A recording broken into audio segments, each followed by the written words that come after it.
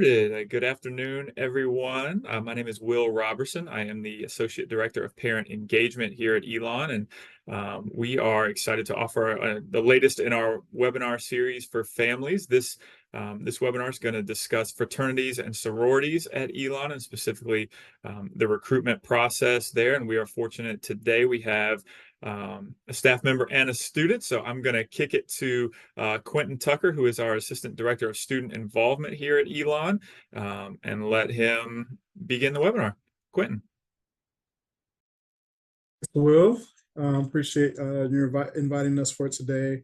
Again, my name is Quentin Tucker. I'm the Associate Director for Student Involvement, primarily oversee all of our fraternity and sororities. So we have 4 governing councils, and we have professional staff who advise those councils.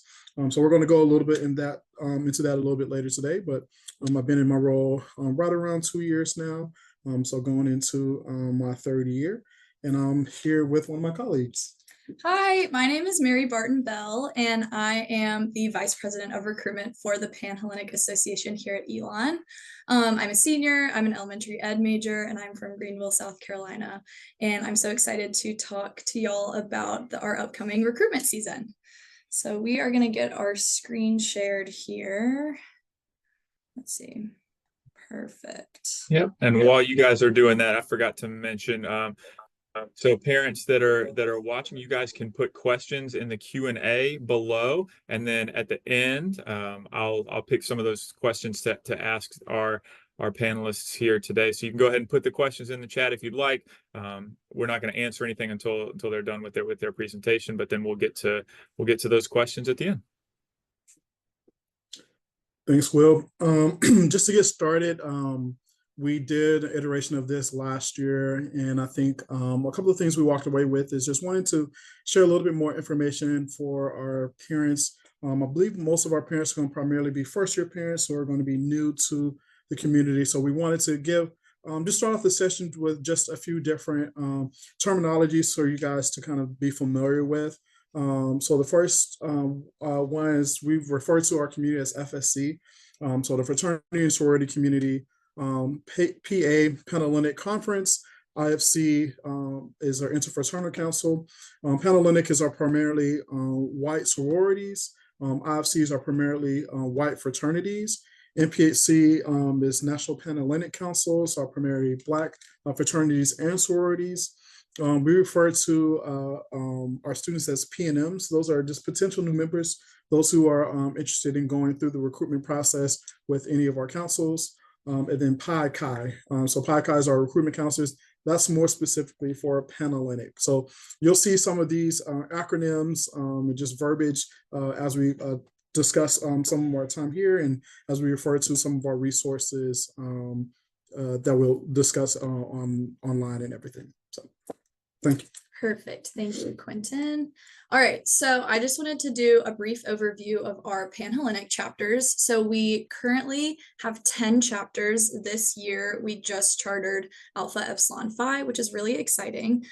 So recruitment is going to look a little different for them, but all 10 chapters will be participating in recruitment this year, which is very exciting.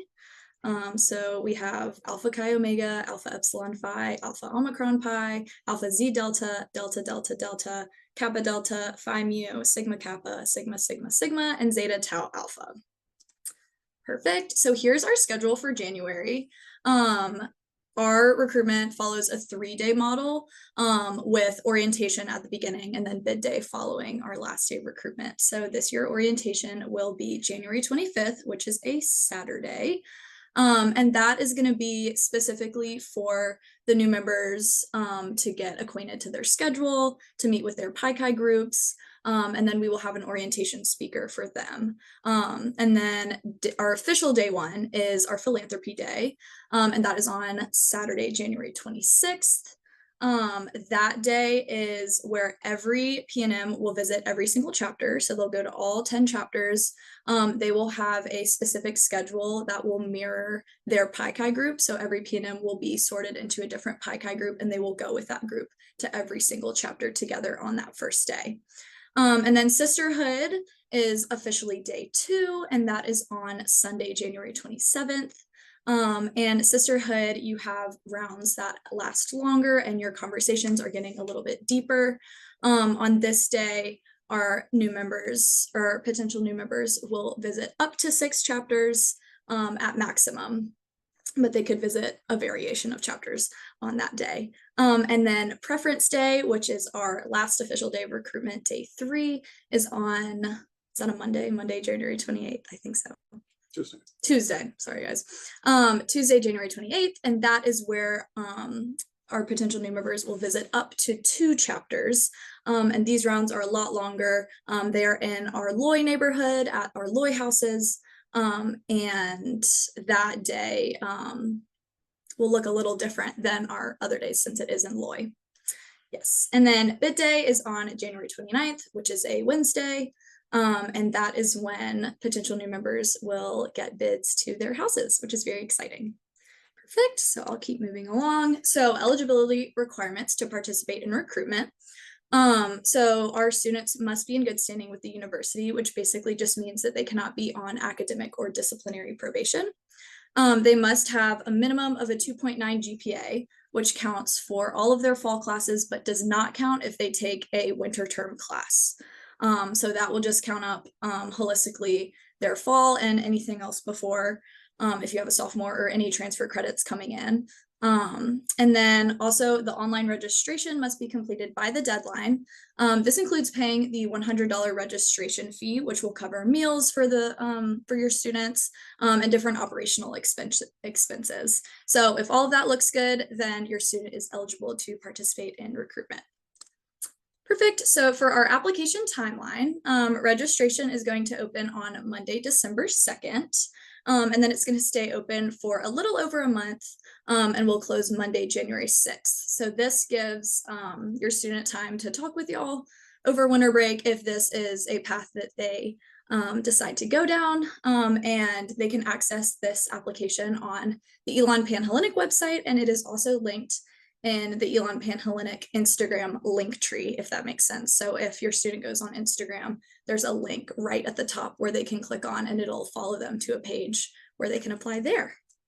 Perfect. Okay, and then I will finish up with some frequently asked questions before we get into y'all's questions, just because these are very commonly asked. So first question, does my student need a reference letter for any chapters? At Elon, we do not accept reference letters, which is kind of different from some other larger schools, but your student will not need to worry about that. What should my student wear for each day of recruitment? So Panhellenic will be releasing a recruitment guidebook on the day, I believe, of when registration opens. So they will have access to this throughout the registration period. And this has the different outfits and what they should wear for each day. It has an introduction to each chapter, which goes a little bit more in depth. And then it also has the schedule and other things that they need to know. So that's super helpful. That will have a lot of information in it as well. And then who will be supporting my student during recruitment? So Quentin talked about what a Pi Chi is. So sorry, I'm out of breath. So each P&M will be placed into a group led by 2 to 3 recruitment counselors. At Elon, we call them Pi Chis. They're called different things at different universities. But these individuals will guide and support your student during the recruitment period. They will help them with their schedule. They'll help them get moving on to different days. And they're a great resource. And they will be connected with them beginning to mid of January. Yes, and then any other questions or information that you need, I would say refer to the Elon Panhellenic website and the Elon Panhellenic Instagram link tree for more information. Yes, so that's all we have. And then we go into questions. Thank you, Mary Barton. I just wanted to circle up on 2 things. Mary Barton did a great explanation around a Panhellenic recruitment, which again is a large part. We typically have between 500 to 600 students register for that. Kind of simultaneous with that, we also have our IFC recruitment, which is for our gentlemen. That timeline is very similar. We will have applications open or registration open on December 2nd. Oh, sorry. How do I close this out, Will? Oh, there it goes. There you go. Yeah. So IFC for the gentleman will be from December 2nd until January 13th, so the week after. Our other two councils, Multicultural Greek Council and our MPHC, each one has individual chapters that does an informal recruitment process. So it's not formal. We as an institution don't oversee the actual recruitment process, just the eligibility. So checking registration, checking for GPA, and checking for conduct. So if there's any questions around the other two councils, happy to, or other three councils, happy to speak a little bit more in depth in that. But wanted just to provide that we do have all of our four councils who participate in registration. Panhellenic is just obviously our largest. All right, you guys ready to take some questions? Yes, sir. All right. First one, what are the costs associated? So each chapter looks a little bit different. So for registration, initially, as Mary Bart mentioned, it's $100 to register. In the guidebook, there will be essentially their actual fees that comes out on December 2nd. They range from around, I would say, $600 or $700 per semester to around $900. It's less than that. Less than that. So around for there. new member fees are going to be more just because during the new member period, they're doing things and they're getting initiated. So that new member fee is going to be a lot heftier than what the normal dues are. But those are specific to every chapter, and that will be posted in the guidebook for everyone to be able to see. Okay. Can you talk a little bit about housing and living in one of the houses, or are there off-campus housing related to fraternities and sororities, and just discuss housing in general? Yes.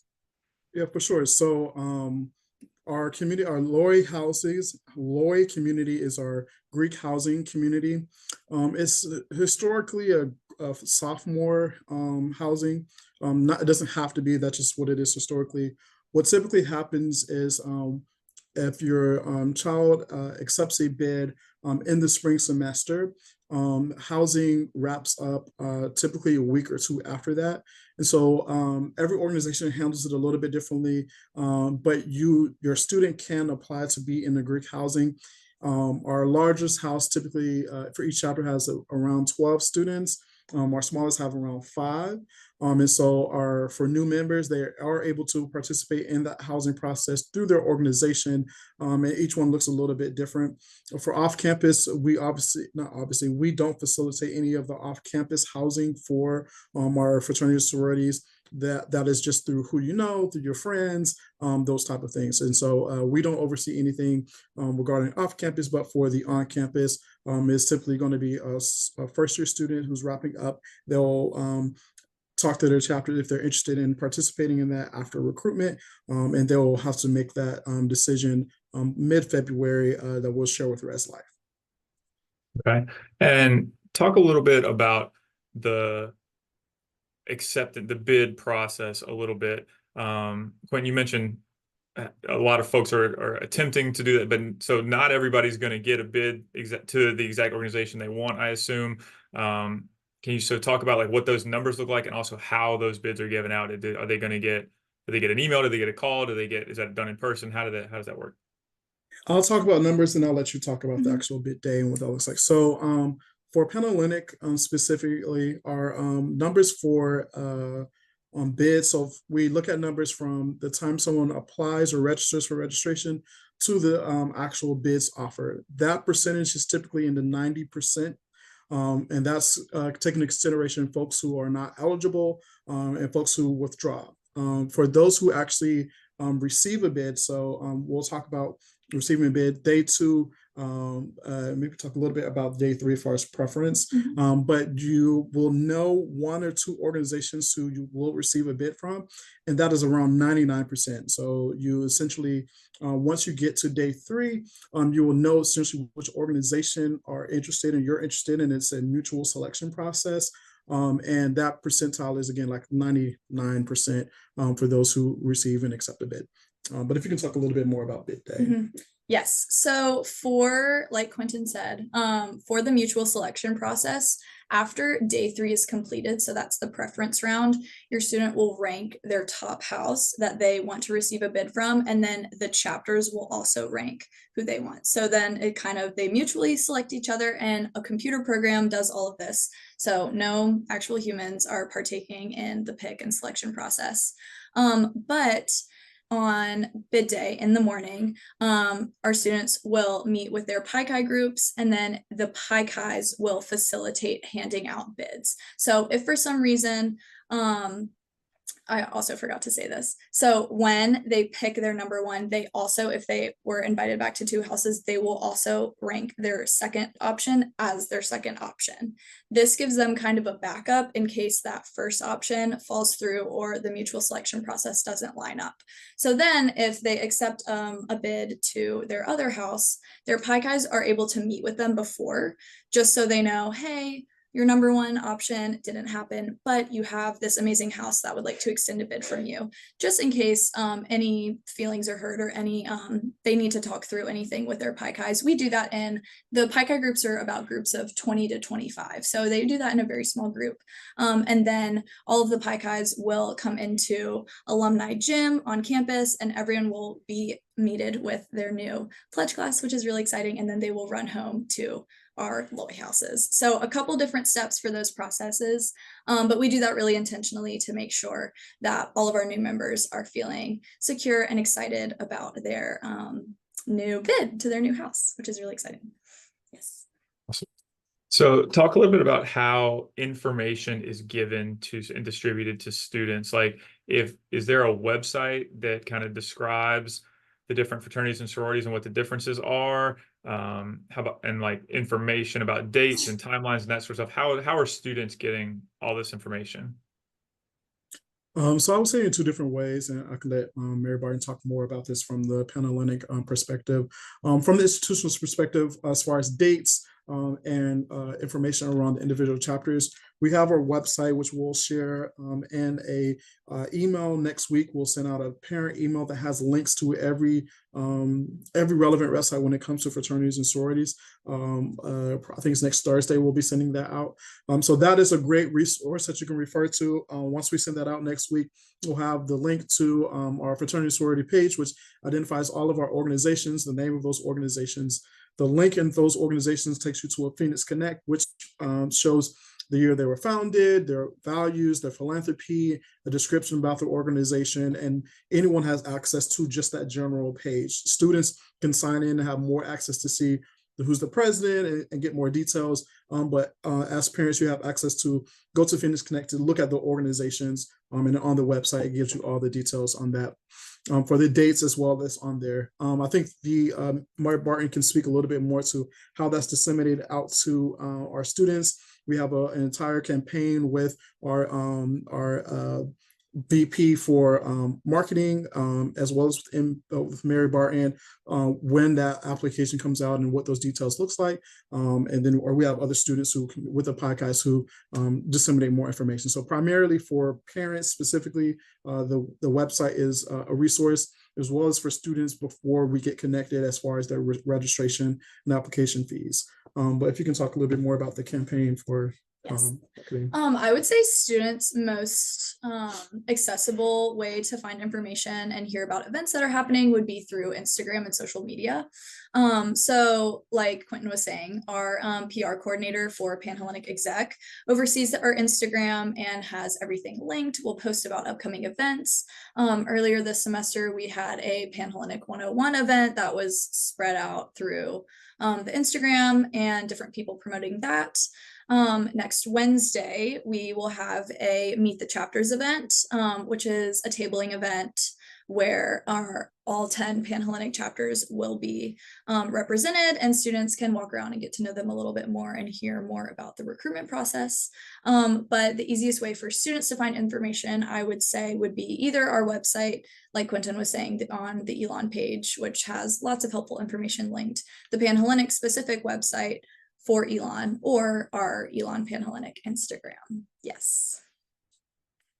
So a lot of what you guys are talking about with Panhellenic happens over what we call fake break, right? Like those 3 days in between winter break and the spring semester. So Quentin, can you talked about this earlier, but can you go back over the difference in the timeline for the fraternities for IFC and what that looks like, just so there's no confusion about the difference in the timelines and that sort of thing?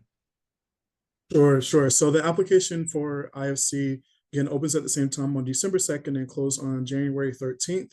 That recruiting process is a little bit longer. I think it's 10 days. So they have orientation on January 1st, which will be orientation. Then there's open house, and then they have brotherhood days and then midday. So over the course of those 10 days, they'll have an orientation day on that Friday. They'll have brotherhood days that Saturday through Monday, or I'm sorry, open house days that Saturday through Monday, and then brotherhood days that Tuesday through Friday. After Friday, they have voting day, which is that Saturday, and then bid day is on that Sunday on February 9th. Okay, so a little bit different timeline, but similar. But the week after, really the day after, but yeah, a little Right. bit different time.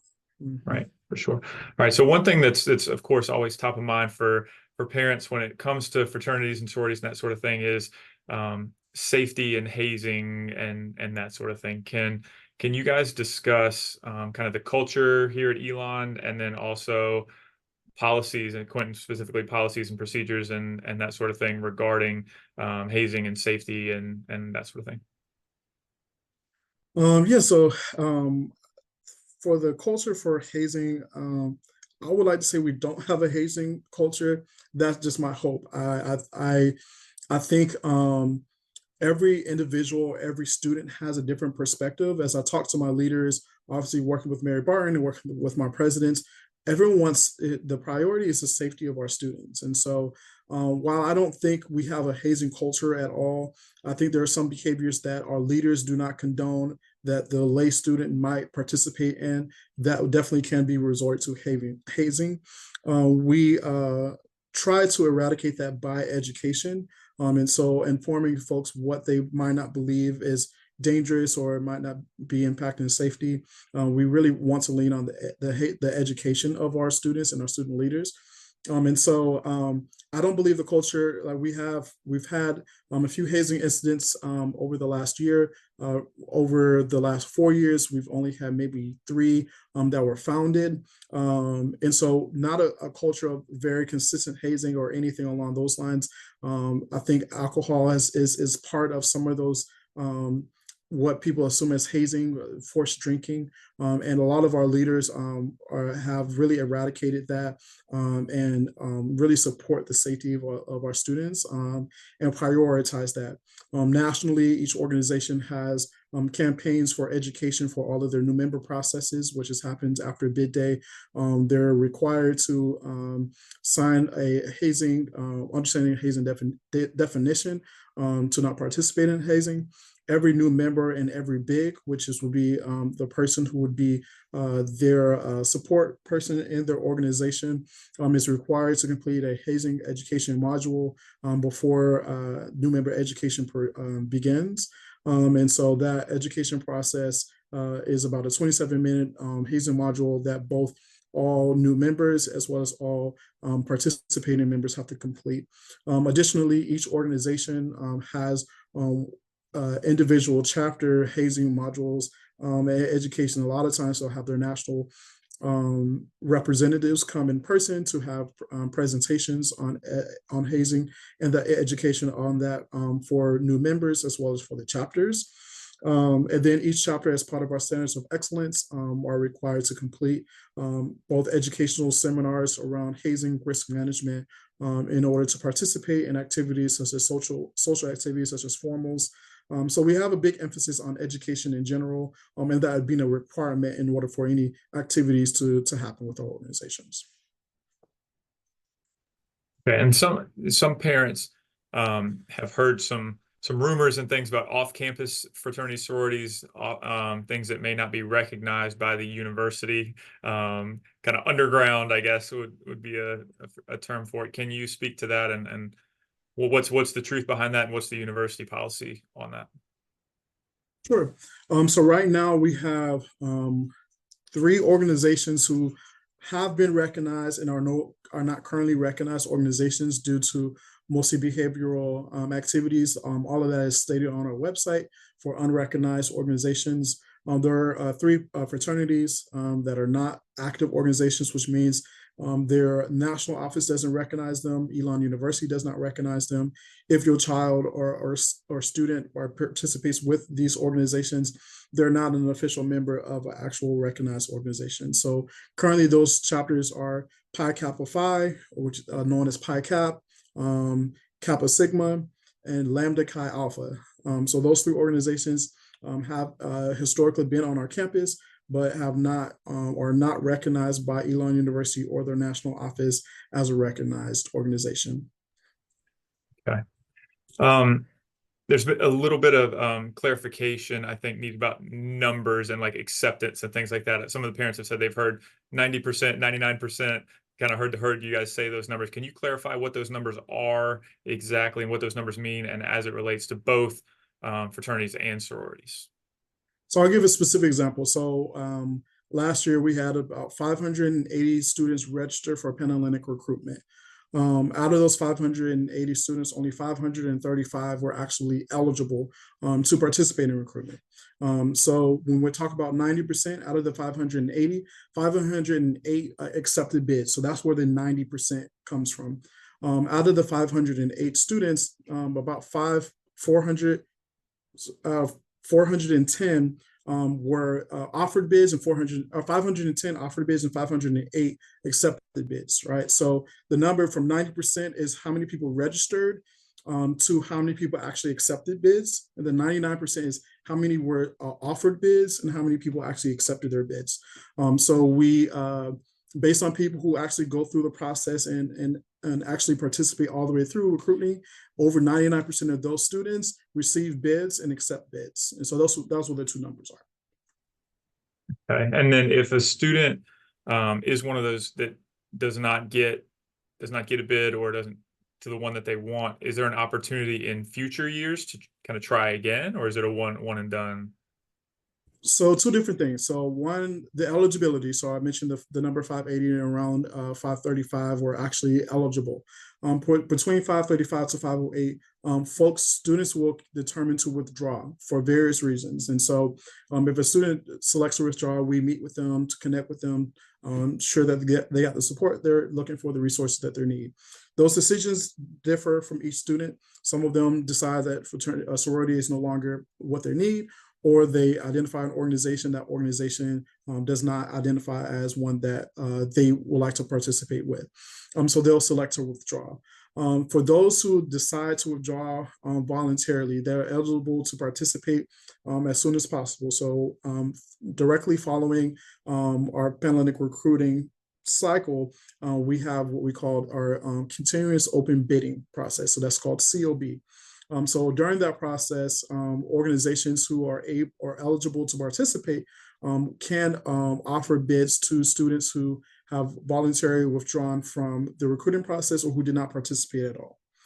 One of the considerations is if a student does go to preference day and rank their number one and number two choice, they do sign a contract that if they receive a bid from one of these two organizations, they will accept.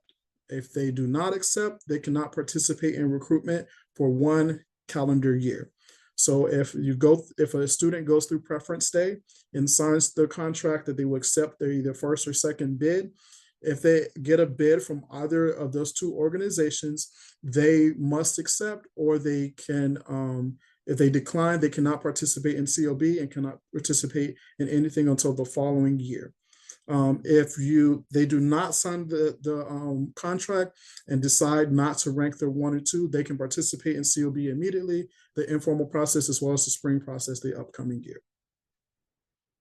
All right. So I know that's a lot of words and the acronyms, Yeah. et cetera.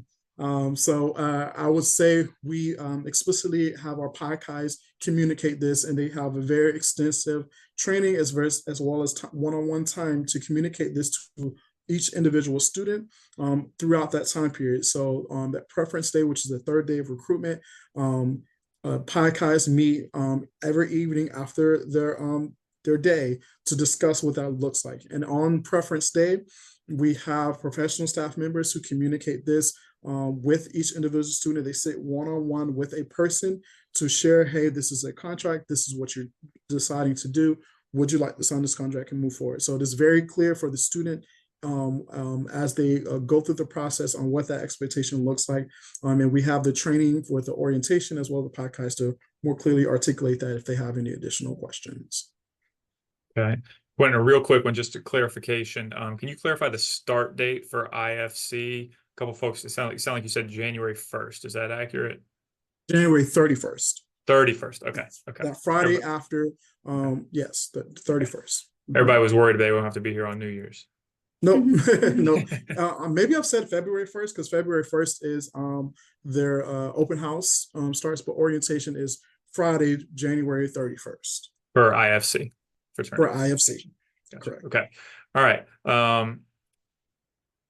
Mary, I'll let you take this one. A couple folks have asked what the time commitment is and like typical day in the life after recruitment. So once you're involved in a Greek organization, what sort of time commitment is that for a student?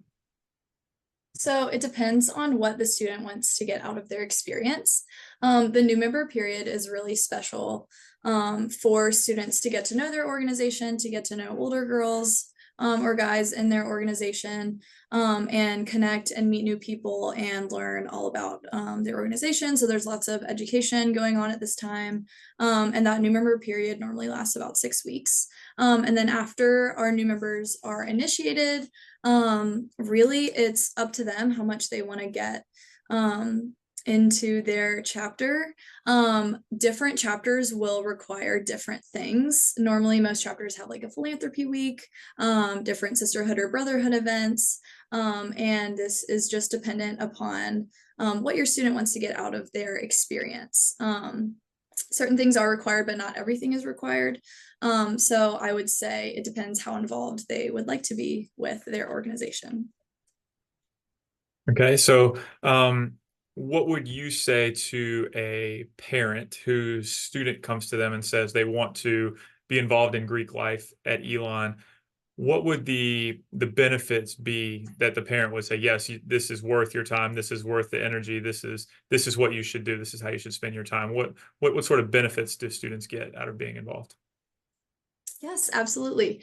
I would say the number one benefit would be the positive network that you create by joining a chapter of up to 150 to 10. There's a wide range, but I would say the network of and community that is created, that you get to connect with people from different grades, different states, get to meet people from all different majors. The philanthropy aspect is really amazing. Every chapter has a specific philanthropy that they support through different events, which are really fun and exciting.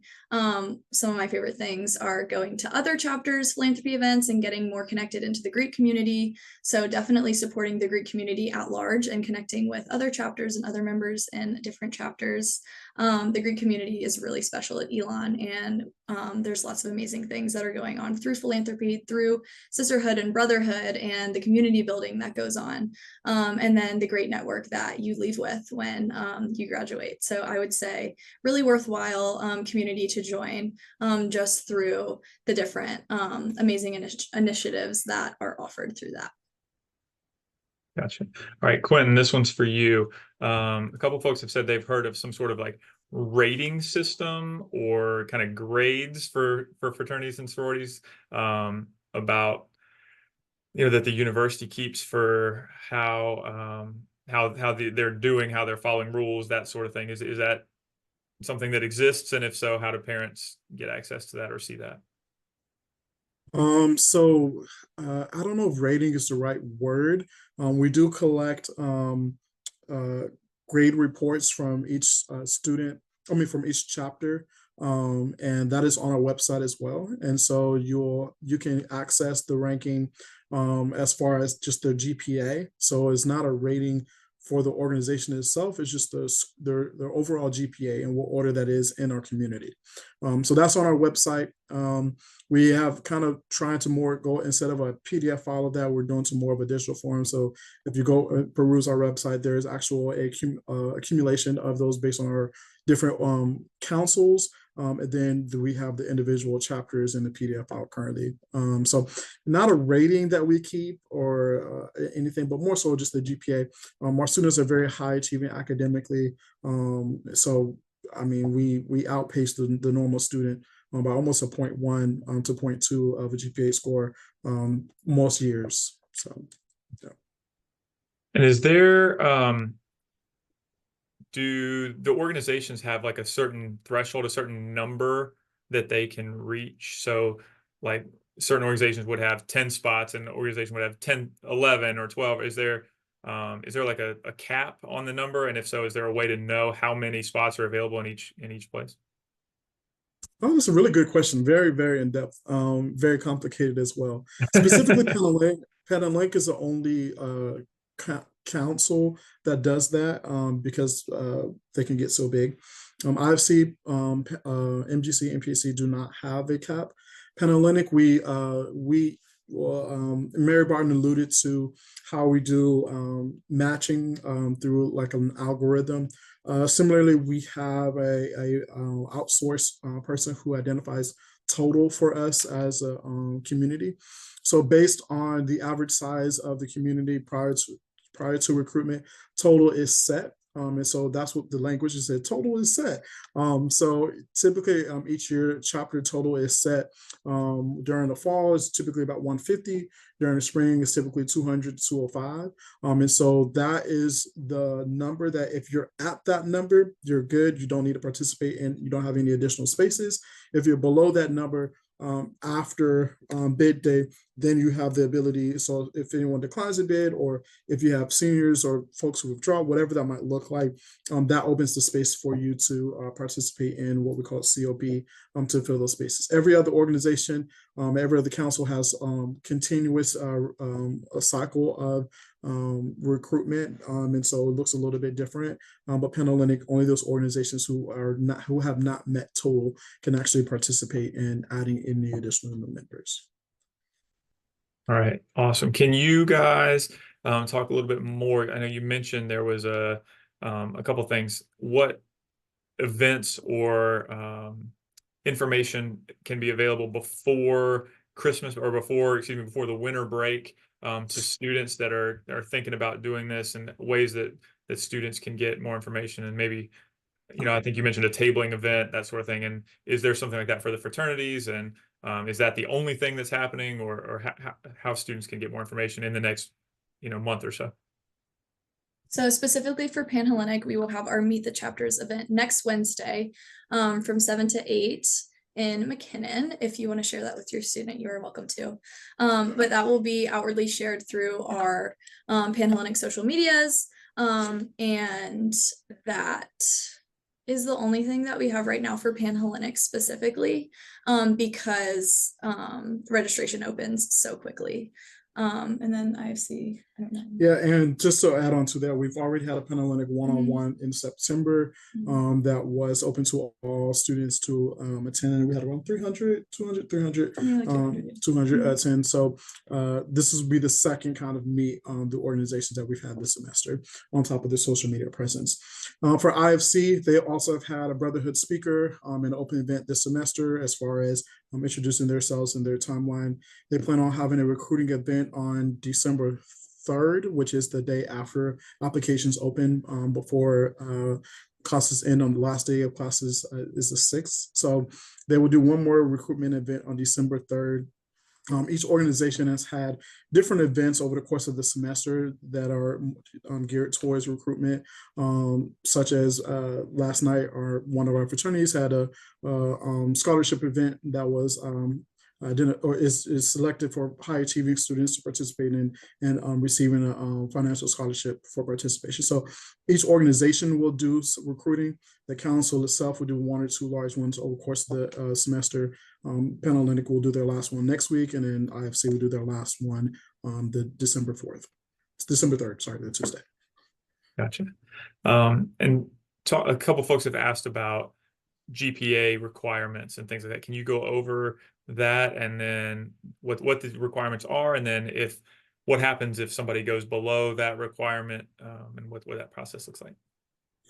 So each council determines their GPA requirement for their members. So Panhellenic has identified 2.9 as their GPA requirement. IFC has identified 2.8 as their GPA requirement. MPHC and MGC has identified 2.5 as their GPA requirement. For any new members, any PNMs, potential new members, folks who are interested in, you have to meet in order to qualify for registration or to even apply. You have to meet the council's expectations, GPA. So if you don't have that when you lead up to, you will not be able to participate. Essentially, when you apply, if you when we do a GPA check and a conduct check, if you're not eligible, each assistant director will send out to their councils not a rejection letter, but unfortunately you won't be able to participate letter.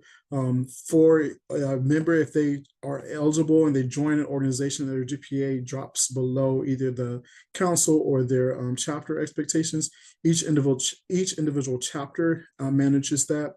The only time the institution is involved once you're a member is if you are placed on academic probation. You can't hold a leadership role while on academic probation. All other GPA and academic eligibility things are handled with each individual chapter.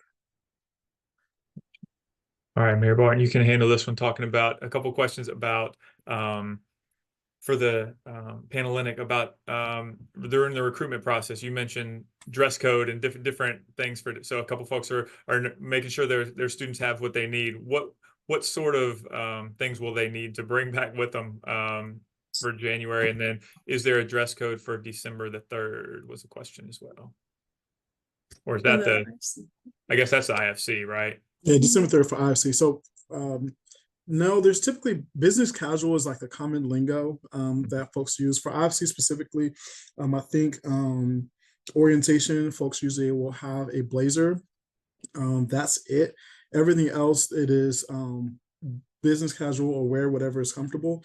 If there are any specific events that have specific attire requirements, they'll post that or communicate that. And I know Mary Barton says Panhellenic is really Instagram heavy, so is IFC. A lot of their requirements will be posted through IFC through their vice president of PR, similar to Panhellenic. Yes, so specifically for Panhellenic, I'll just go through each of the 4 days, but all of this information will be in that guidebook that will be released on the day of registration, which is when registration opens, December 2nd. So for orientation, that is extremely relaxed, like sweats, leggings, like your student could wear whatever they feel comfortable in. And then for day one, for our philanthropy day, I would call it smart casual. So probably jeans and a sweater, or jeans and a nicer top with like a white sneaker would be acceptable. And then for day two, that's a little bit more elevated. So business casual, I would say. So maybe a skirt or some slacks with a nicer top or sweater. And then for preference, our last day, most of our new members wear dresses. So like more of a casual cocktail attire. But if they're comfortable in pants, that is also completely okay. That's just, I normally would say some sort of dressy attire. I guess that would be elevated business casual, formal attire, I would say. But dress warmly because it gets very, very cold. So yes. Right. It's the middle of or the end of January, right? So it's a little chilly sometimes. A lot of times we'll see folks carrying a pair of heels or shoes with their boots on in between houses. So that is completely normal. And they do have our pie guys who they'll hold their jackets in between rounds, or they lined up outside the room. They have the jackets and stuff and take them out. So feel free to dress comfortably. And if you put your dress underneath your jacket and your boots and just change before you go in, that's pretty common. Yes, and all members will be provided a tote bag at the beginning of recruitment, but they're welcome to bring bags and water and everything they need for the long days. Gotcha. All right, do the chapters ever team up with each other and do things together, or are they all pretty independent? Definitely, yes. A lot of our chapters will do philanthropy events together or profit shares together. I know a couple of our chapters have the same philanthropy, so they'll like share. There's actually one going on today. They'll share a philanthropy event, and that will be a lot bigger because you have two chapters combined. But yeah, that's definitely very common. It just depends on what the chapter leadership wants to do and who they are connected with in the Greek community. Yeah, I think each council has different initiatives trying to build the Greek unity. And so 100% chapters do things together all the time. Their chapters are very large, right? So on after the end of spring semester, not the end, after recruitment happens, our chapters are typically around 200 or so members. And so not very many spaces really fit 500 plus people. And so there is understanding that like not every single member within the organization is going to participate in every event. And so we do look at a lot of collaboration, but it really just depends on who's taking the initiative for each organization. We have a lot of large events like Greek Week and some of our other events like that will be very large. We had Showdown at Shar and Greek Week, and Showdown Shar Greek Week had around 2,200 people, a little over 2,000, and Showdown Shar had around 600 people. Their formals will typically be around 400 or so folks. So a lot of times there's a lot of collaboration with our chapters for sure. All right, and speaking specifically for the IFC, for the fraternities, what does the pledging process look like? Like, what are the activities? What are these young men required to do? And what does that look like? So each chapter looks a little bit differently as far as, we definitely don't use the word pledging really at all. But the new member process, new member education looks a little different for each organization. Each organization has its own ceremonies and rituals that they have to do as far as initiation and those type of things. But the activities that they do as far as new member education is submitted to their advisor before they begin their new member education each year. During the recruitment process, it's split into orientation, brotherhood days, and open house days. And so there's just an opportunity to get to know folks. They do a rotation to go to all the houses, similar to Panhellenic, but a little bit different, more intimate. Our largest chapter is around 80 or 90, and our smallest chapter is around 35 or 40 for IFC. The new member education period typically includes learning about the organization, the history, the chapter, and different values and what that looks like. And so that their learning modalities look different for each one. They include brotherhood opportunities, and so they'll go into different events. And a lot of times we have them going golf together, or they'll go do laser tag, or have an evening like that. And then they'll have study sessions. Learning about the history of the organization or the chapter. So every chapter is a little bit different, but those are probably some high level points that they'll all hit on. Okay, and you mentioned that you don't do recommendation letters. How are legacies handled? So if one of the parents or grandparents or a family member was a member of an organization, does that affect anything here at Elon? That is dependent upon the chapter. So some chapters might honor legacies, and some do not. I don't believe that is part of the application. Yeah, that's all I know about it. Yeah, it's really per chapter. Yeah. And so what will happen is in the midst of a conversation, girls will maybe share that in on date one, those type of things. But we don't recognize legacies as part of the formal process or the primary recruitment.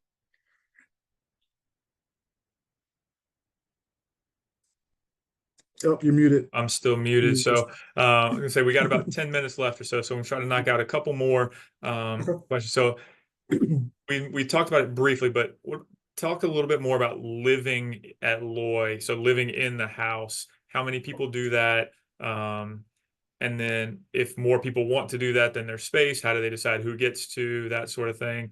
And then do the students all eat in their houses? Are there meal plan requirements, that sort of thing? So just talk about like the kind of life in the house.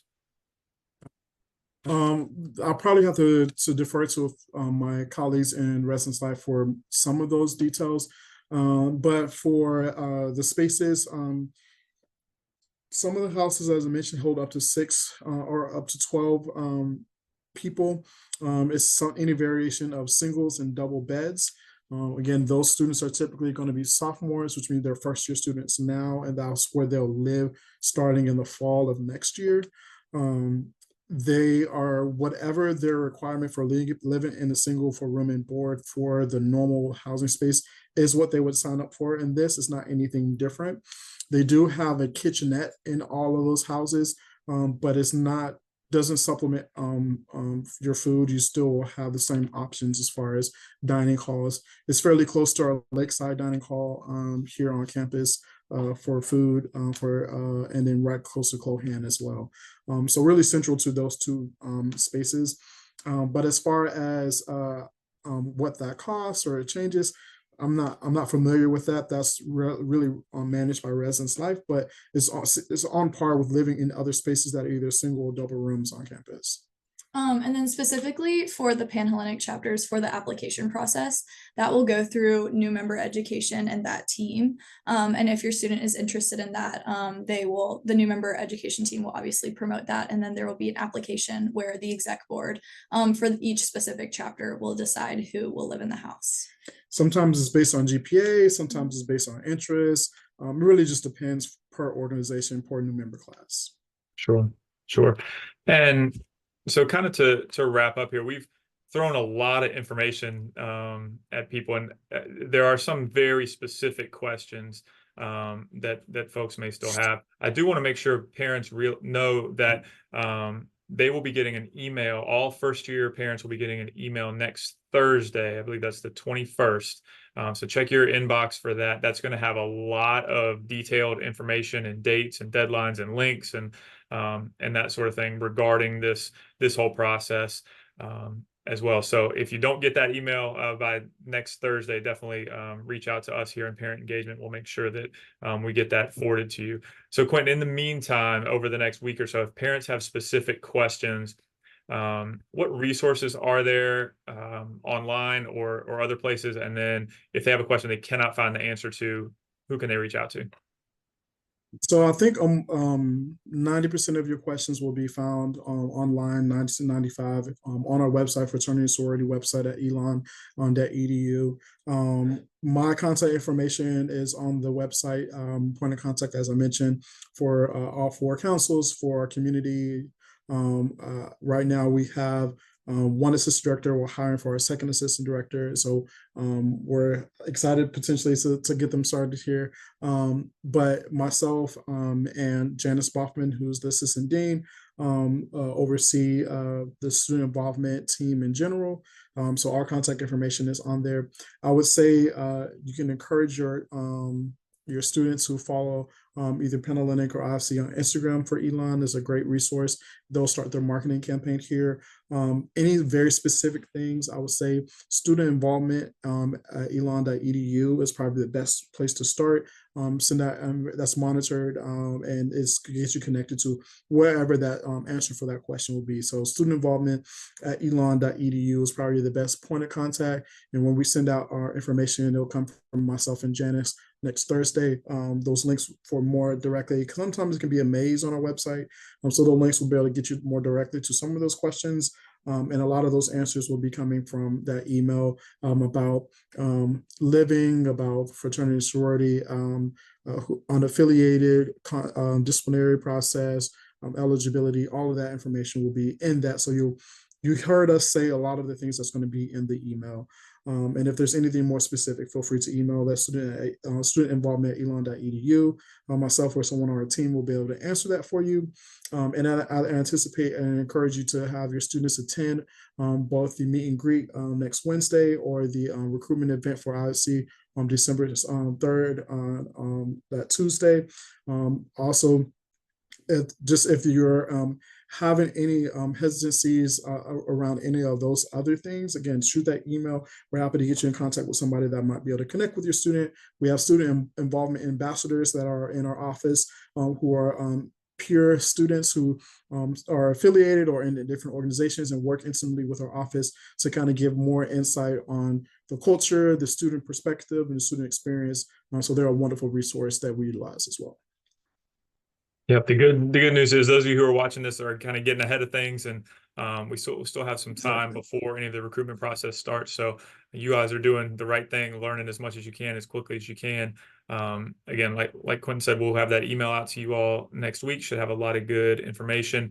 This specific webinar, if you want to watch it again, or if you want to share it with somebody else, either a spouse or a parent of a different family, we recorded it and we're gonna post it on our Elon Parents YouTube channel, so you can look for it there. If you just, it's at Elon Parents is the YouTube channel. We have all of our past webinars on there as well. So Quentin and Mary Barton, thank you all so much for your time. I know it's a busy time of year for everybody, so we really appreciate you and appreciate all you parents at home for participating. We had almost 200 folks online here today, so obviously an important topic that people are really interested in. So hopefully we were able to answer most of your questions, and you can get answers to anything you may still have, either on our website or through the student involvement email address. So thank you all very much, and we'll look forward to seeing you soon.